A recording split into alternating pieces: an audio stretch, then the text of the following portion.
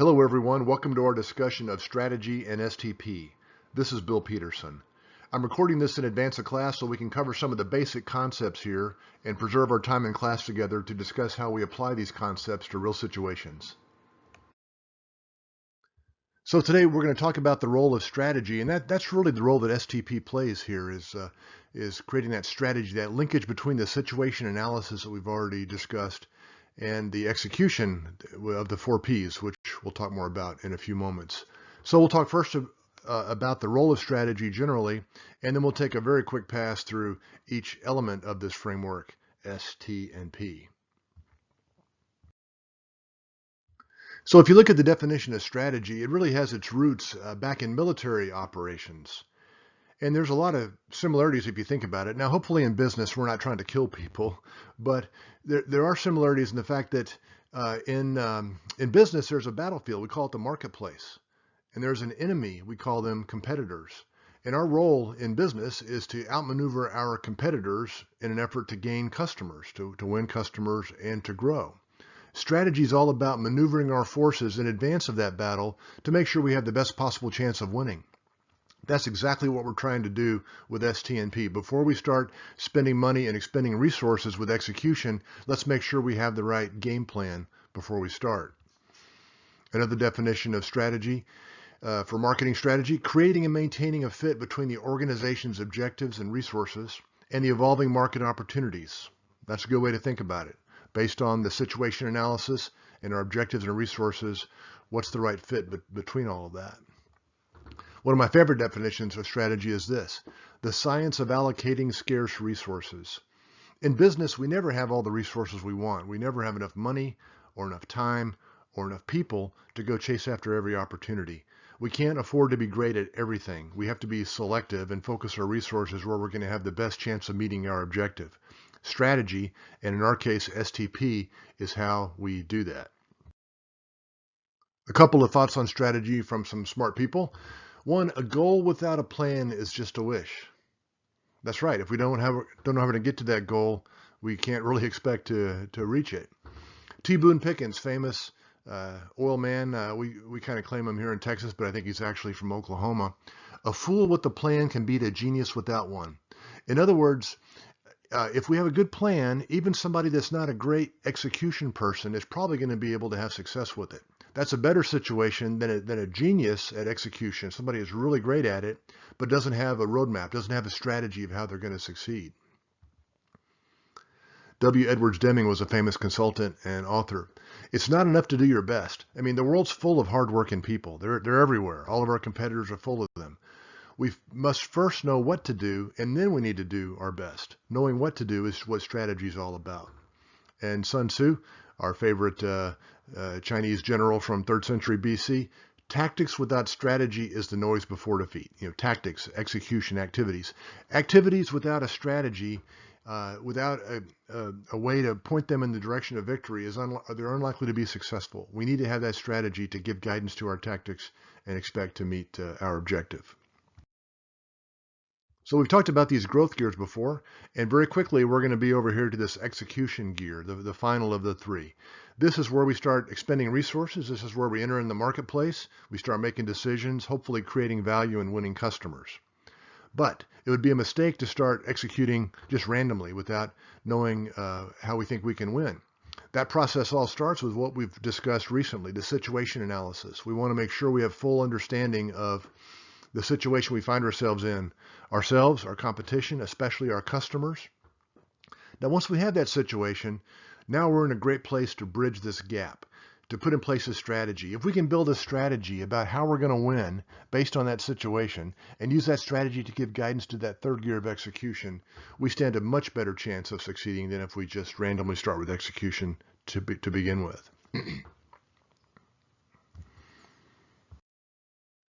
So to think about marketing strategy and to look at a definition, this is from a Harvard course pack reading actually. Marketing strategy is about the process of selecting our customers, deciding on a competitive point of differentiation to present to them, and developing a plan for accomplishing this. Breaking that down a little bit, selecting the customers we're going to focus on is the role of segmentation and targeting. And we'll talk about that briefly in just a moment. And then deciding on a competitive point of differentiation. That's what positioning is. Positioning is the mental real estate we want to occupy in the brain of our customers. It's what they're going to think of when they see our brand name. And if we can understand what customers want and focus on them and position our company around what they need to see in order to see value in what we have to offer, then we have a very good roadmap for success. And that roadmap for success in the form of a positioning statement gives great guidance to developing this plan for accomplishing that. We've talked before about how the name of the game for winning customers is to create more value than our competitors do. Value is a function of those 4 P's. Well, if we've done a good job with positioning, it gives great guidance to what type of product strategy we need, what type of place we need, and so forth. We can't say that execution gets easy with a good strategy, but it certainly gets more straightforward with the higher chance of success if we have a good strategy before we go to that third gear of execution. That's what we're talking about today. So let's start off with segmentation, the first step of STP, of course. Segmentation, quite simply, and you know this, it's just grouping customers based on similar needs. We're trying to take this big diverse marketplace and break it out into segments of customers that have similar needs that would respond the same way to a particular marketing mix. Many times our markets might be very complicated and diverse. I've represented that here with different colors and different shapes, representing the fact that some customers have different type of product needs. Some want a very robust, very functional product. Others just want a basic one. Some want one that is very luxurious, perhaps, with high styling. Others don't care so much about that. There's different levels of willingness to pay. There's all different types of attributes out there in the marketplace. We call this a fragmented market when the market is very diverse like that. One choice we have is to ignore those differences and to create a single marketing mix for every customer in the market. A marketing mix, of course, is a particular combination of a product, place, price, and promotion. A lot of small companies make a mistake, and they do this. They try to have a one-size-fits-all strategy for everybody. They're reluctant to say no to any customer segment. They don't have enough resources to create a lot of different products, so they'll create one marketing mix and hopefully throw it out there for anybody to buy. Well, that's not a good idea for reasons you probably know, and that we'll talk a little bit more about here. Here's a quick little video clip from Malcolm Gladwell, who, as you might know, is an author of Blink and The Tipping Point and other pretty insightful books. Here's a brief clip from one of his TED Talks.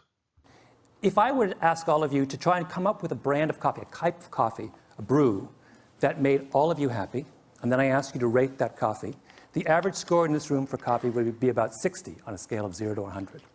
If, however, you allowed me to break you into coffee clusters, maybe 3 or 4 coffee clusters, and I could make coffee just for one of those, for each of those individual clusters, your scores would go from 60 to 75 or 78. The difference between coffee at 60 and coffee at 78 is the difference between coffee that makes you wince and coffee that makes you deliriously happy. Okay, so let's apply that brief anecdote he mentioned to the situation we described a minute ago. Here we have this diverse market. Let's say this is the market of coffee drinkers. Some coffee drinkers like flavored coffee and some don't. Some want decaffeinated coffee and some want caffeinated coffee. Some want organic coffee and some don't really have a strong preference. There's many different types of coffee drinkers. Now, if we were to try to create one type of coffee for everybody, I don't know, I guess that would be like, what, half decaffeinated and maybe just lightly flavored and partially organic. It would be a middle-of-the-road, one-size-fits-all type of coffee that wouldn't really make anybody happy. Instead, like Mr. Gladwell said, if we could take that market and break it out into what he called clusters, we can call them segments, same thing, where we isolated people that wanted flavored coffee or decaf coffee or organic coffee, whatever it happens to be. And then if we created a unique marketing mix for each of those segments, then everybody gets what they want. And then the coffee would rate not a 60, but maybe a 75 and make people deliriously happy instead of making people wince. That's the power of segmentation. If we can recognize the key differences between customers and aggregate people by those differences and create marketing mixes for each, then in this case, with just 1, 2, 3, 4 marketing mixes, we are able to satisfy pretty much everybody in the marketplace. Now, when it comes to segmentation, there's no one right way to do this. Matter of fact, it's usually best to try multiple ways to try to find different dimensions of a market that really delineate the key differences between different types of buying behavior. Just in broad buckets, usually these are some good things to think about as we seek the best way to segment a market. First of all, who are the customers? We can divide people geographically or look at demographics, gender, ethnicity, age, income level, occupation, whatever it happens to be. And many times those can identify differences in buying behavior that represent good ways to segment markets. We can also look at what people have done, their buying behavior in the past. For example, their loyalty status.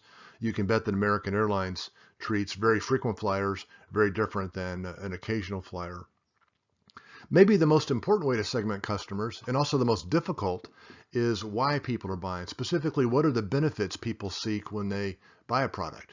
For example, if we were in the athletic shoe business, some people that buy athletic shoes are looking to buy the shoes because they're competitive athletes and they want the highest level of performance. Other people just want comfortable shoes. Yet again, there might be a different segment of people that are parents looking to buy athletic shoes for their kids because they're inexpensive and they can run around and play and do the things that little kids do. Each of those would have very different needs, and the shoe company would be wise to aggregate customers by those segments. So many times it's the benefit sought by customers that's the most powerful way to segment markets. Again, there's no one way to do it. We should always try different ways, seeking to identify what are the key variables that identify different types of buying behavior that might identify where we want to create unique marketing mixes. Once we have our segments created, it's time to determine which of those segments we want to target. So targeting is about assessing the attractiveness of each of those segments and then deciding which of those we want to target. Just because we have 4 segments doesn't mean we want to target all of them. Many times we don't. You might ask yourself, why not just target everybody? Well, I know you know the answer to that, being marketing people, but just to cover it, well, we can't target everybody. It probably wouldn't work anyway, and we probably don't need to. More specifically, we have limited resources. Every company does. Even Apple, one of the biggest companies on the planet, doesn't try to do everything. They really focus on B2C. They don't have much resource focused on B2B. Apple doesn't try to target very price-sensitive people. They look at people that have more money to spend. Even the biggest company in the world doesn't try to target everybody because they can't. They can't do everything. Besides, it probably wouldn't work. The market's really diverse, with many competitors, each of whom are focused on different parts of the market. It's not possible for any company to be the best fit for everybody. And the good news is we don't need to target all the segments because most markets are plenty big. Gosh, every market that I can think of is usually millions of dollars, if not billions of dollars. And many times we can meet our objective just by focusing on the segments where we're most likely to win without having to try to target all the segments. By focusing on our best segments, our best potential customers, we can become experts on what they need. We can become known for serving them better than any competitor. We can develop a brand and a reputation around that. We're not going to waste resources on prospects that are never going to buy from us. Let's focus on those that are likely to buy. And once we have our target markets picked out, we can quickly make execution decisions in a way that maximizes value. It's much easier to make a decision about what pricing strategy we need, for example, if we have a clear vision of specifically who our target market is. This targeting is a very powerful idea. I think personally it's the most powerful concept in business. If we understand who our target market is, the execution of our ideas gets much more straightforward and much more likely to succeed. So as we look at our target markets, or I should say look at our market segments, and we decide which ones we want to target, again, one option, the one we discussed a moment ago with coffee, not a very good option, is to target everybody. We call this undifferentiated targeting, where we have a single marketing mix, one size fits all, middle of the road, a little bit of something for everybody, but not enough to make anybody delighted type approach. Almost always a bad idea. It's lazy, sloppy, kind of symptomatic of an unsophisticated business person. At the other extreme, we treat every customer exactly differently. We create a unique marketing mix for each individual consumer or each individual business customer. Now, that's kind of unrealistic when you think about the expense of creating unique marketing mixes for everybody. But actually with technology, it's getting a little more feasible. Arguably, Amazon does this by tailoring the products that we see on our Amazon homepage, and sometimes even they tailor pricing for each individual customer there. Also, if we're targeting B2B customers, if they're very large customers, if there's enough profit potential there, we probably can, in fact, target the marketing mix for each individual customer. But in many cases, that's impractical. There just isn't enough profit potential in a given customer to warrant a unique marketing mix for them. So most companies find the most utility in one of these two middle approaches. One is multi-segment targeting, where we divide that fragmented market up into multiple segments by their characteristics and target a unique marketing mix at each, pretty much giving everybody exactly what they want. Or usually the best approach for a small company is this, where we go ahead and do that segmentation, identify all the different segments of the market, but then just choose one or a very small number that we can succeed with. This is the way David beats Goliath. This is the way Southwest Airlines got a foothold against American Airlines. This is how Whole Foods got started against Safeway or another big competitor, is by finding a niche and focusing on it. And if that niche is big enough, we can grow and meet all our objectives within that niche, lowering our risk. In fact, this is one of the big dilemmas about targeting, and this is a mistake that many companies make. If we target a lot of segments or we define them very broadly, that means it's a big opportunity, lots of customers to sell to. And that feels pretty good to a small business person, that there's lots of customers to sell to. In reality, though, if we can discipline ourselves to target maybe just one segment or very narrowly define that, we can require fewer marketing mixes, less complexity in our business, and a greater chance of success. We're not spreading ourselves too thin. We're becoming an expert on one segment, focusing our resources there, much more likely to win. But that is a very difficult sell to a small business to get them to believe that. But that's oftentimes the best path for success. Matter of fact, if you were to talk to a couple of the most successful business people around, Bill Gates and Warren Buffett, they in fact were at the first time they met, they were at a business dinner put on by Bill Gates' mom. And at one point, just for fun, Bill Gates' mom asked everybody to write down what they thought their secret to success was. This was a table full of successful business people. It turns out that Bill Gates and Warren Buffett both wrote down the same answer to that question about why they were successful. The same one-word answer, and that was focus. They didn't try to sell to everybody. They didn't try to do everything. They figured out what they were best at. They figured out where there was a customer need. They figured out where competitors weren't, and they made that their focus. And certainly has worked well for them. A few thoughts on targeting. If you're everything, you're kind of nothing. That's true. I mean, we have no soul. We have no unique differentiator if we're trying to be all things to all people. I'll skip a couple of these in the interest of time. Here's a good one. Don't be a small fish in a big pond. Small fish in big ponds get eaten. Let's instead make the pond smaller. Yes, there's fewer fish in there, but if we make the pond smaller, we have a much better chance of succeeding and surviving and thriving in that smaller pond. Let's see here. Don't drown in opportunity is what Mark Cuban says. Sometimes we get so distracted by all the many opportunities around us that we don't do a great job on any of them. Steve Jobs, as he often did, said it very simply. We will do more if we do less. And Apple certainly has chosen to do less, like I said before, by not focusing on B2B, by not focusing on very low-end products, by focusing only on certain segments of the market. They've actually done more and become obviously extraordinarily successful. So by segmentation and targeting, we actually benefit the customer. If we can target them and tailor our marketing mix for them, it saves them time as they try to make complex decisions. We can tailor our products and services for them.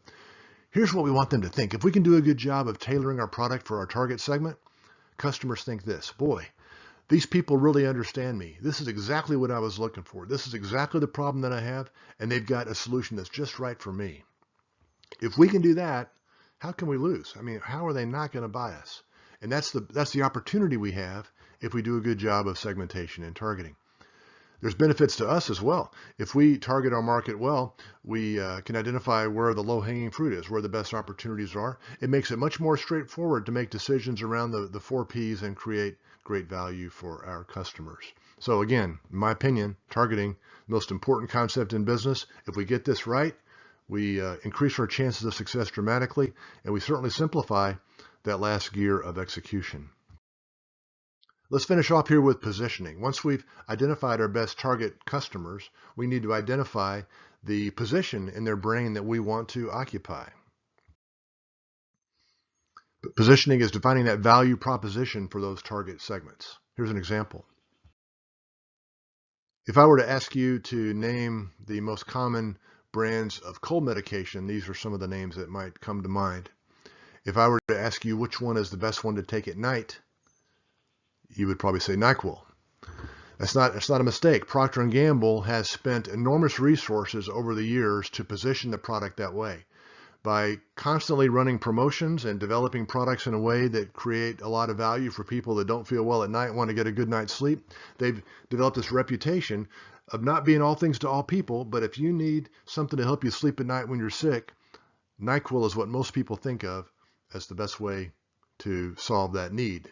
When somebody has a job they're trying to hire a product for, with that job being I need to get to sleep when I'm not feeling well, NyQuil is a great way to satisfy that job. It really makes it fast and easy for customers to make a decision about what product to buy. Also, by having that positioning, it gives great guidance to everybody that works at P&G about what kind of products to go create. For the R&D department, they know exactly what they're about. They're not trying to, help upset stomachs or help people that have headaches. No, they're about helping people get a good night's rest when they're sick. So having strong positioning, it clarifies for customers what we're all about, helps them to make decisions in our favor, and it tells us internally how to execute our company to fulfill that positioning. So positioning then, again, is the art of staking out a particular piece of real estate for a brand in a customer's mind and answering the question, why should I buy? Doing so, it helps us to make those decisions inside the company, and it provides a roadmap of what to tell the market, so over time they will believe our brand positioning and hopefully make decisions consistent with that. There are many ways to define positioning, of course. You've probably studied some in your career, and there's dozens of books written on the topic. I often find in business that it's the simplest approaches that are the best. And the approach I like to use for this, and one that you're already familiar with, is this one. First of all, what does our firm offer? What are we good at? What gets us excited about coming to work in the morning? How can we make money? To understand that, which hopefully we do after our situation analysis, is the first step of this. We need to marry that, of course, with what customers want.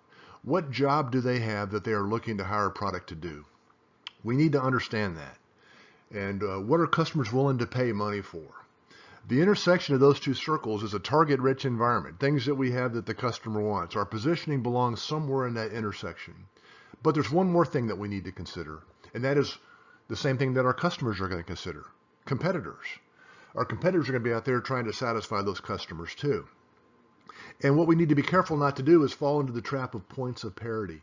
Sometimes we're in a market where our competition is talking about certain product attributes, and it's our temptation to jump into that fray and talk about our products along those same dimensions. Well, to do so is to enter into a red ocean, a very hotly contested market space where it's difficult to stand out.